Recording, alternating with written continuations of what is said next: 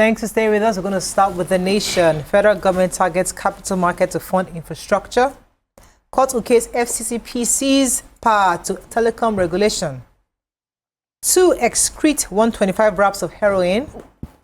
Troops destroy bandits camp in Zamfara. Kill 44. Fayemi, a comrade in pro-democracy agitation, says Tinubu that was for his birthday. Tax reform will spark economic rivalry among states, says Idris. Foreign inflows rise by 53%. Why proposal for 31 new states is not likely to succeed, and FBN holding 17.6% year-to-date gains make its best performing Tier 1 bank. Okay, which story are we starting with? Let me start with the FCCPC. So they have, congratulations to them. So one of the shareholders of MTN, Emeka Nubia, is also a lawyer, had gone to court representing himself and asking the court to halt FCCPC's investigation of MTN Nigeria, or looking into anything concerning MTN Nigeria, insisting that only the NCC had such powers. And so the court on Friday ruled that the FCCPC has all powers to, ensure consumer rights as regards the telecom sector. It says that although the NCC also has that powers, but the Section 90 of the Nigerian Communications Act, which is the NCC, the act that regulates the NCC, which grants the NCC jurisdiction over competition matters within the telecom industry, must be read along with Section 104 of the FCCPA 2018, which establishes the FCCPC as the primary regulatory authority on competition and consumer protection across all sectors. So the court held that the FCCPA, being the latter legislation, supersedes the NCA, the act of that empowers the NCC, and so the FCCPC continues to have oversight powers under the telecoms. Also, they do not require any MOU to carry out these powers. They stand independent of anybody, any MOU. The court held that they do not require entering into any MOU with any sector regulators as a condition precedent to carrying out enforcing the statutory functions that they have. And so congratulations to the FCCPC. Okay. And I like that things are being resolved like this. So the man can also do an appeal if he thinks that the High Court did not do well.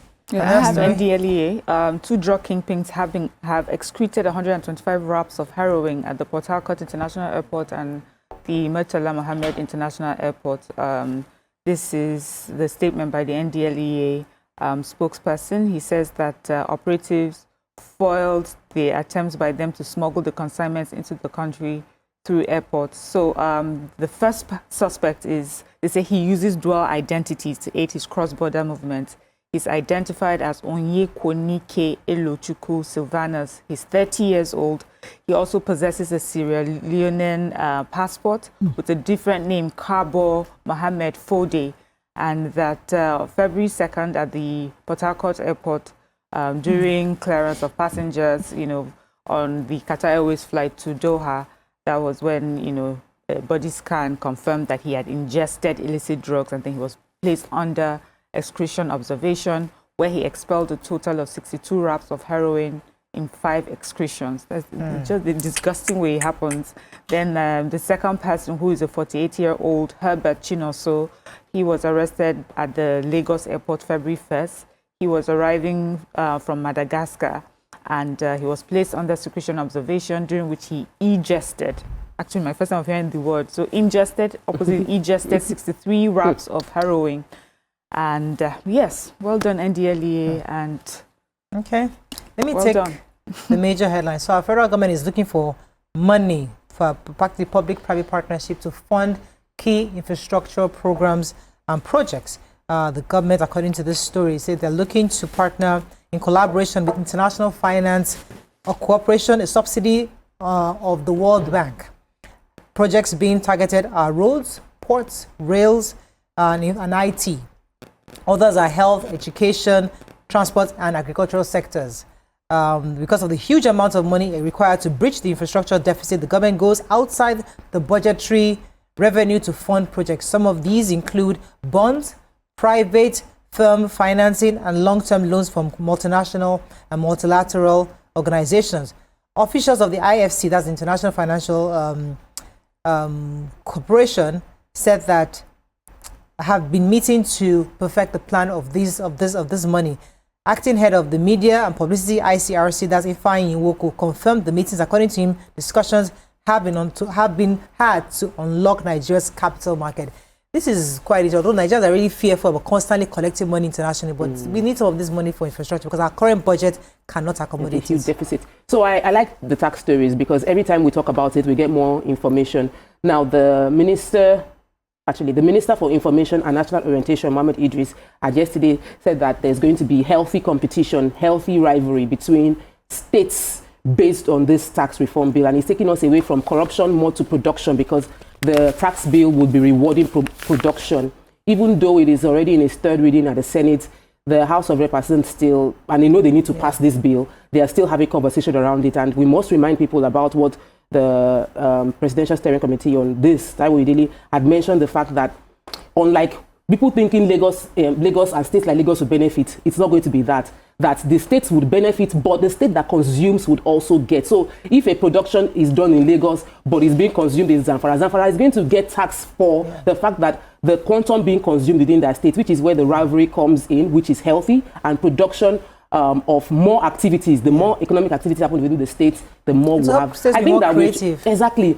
This tax is good. We've explained it over and over again. Everybody should get on board and let's move on so that we're having healthy competition as opposed to people just going cap in hand and expecting this would land on their lap. The Punch, 70,000 naira minimum wage. State salaries rise by 9% to 3.8 trillion naira. Freed Thai nationals held captive in Gaza return home. Drug couriers excrete 125 heroin wraps at Lagos Port Harcourt airports. Okanso wooing Aregbesola to get Southwest vote, says Okansia chieftain. Rivers community deserters as cultists kill 19 residents. And why we won't appear before Ikimi panel, says Otom and others. And no leader can be effective without stepping stones. Stepping on toes, says Obasanjo. Let's take one story for the break. Okay, let me take this cold story. Is very troubling. They said no fewer than 19 people were feared killed in a renewed cult clash in Obele community in Emohua local government area of Rivers State. This has happened on Monday. So they say, well, it started on Wednesday. Unidentified gunmen believed to be members of a cult group invaded the community and killed 7 people. Then on Sunday, what they believe to be a reprisal attack, another group, came in and started attacking relatives of the members of the other group, of this group that were killed. They said that they came in and that was Sunday morning. They said shooting, they were attacking relatives of the people they said were members of the gang that killed their members. Before you know it, the other group came out, they shot at each other. The people in that community are so afraid. They killed 19 people, so many people were injured.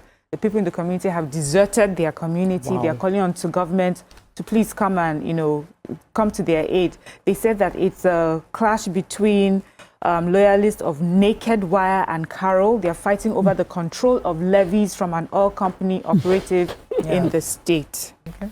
It's all about the money. Okay, let's go on a very short break. When we come back, we continue with our review. Stay with us. We'll be right back.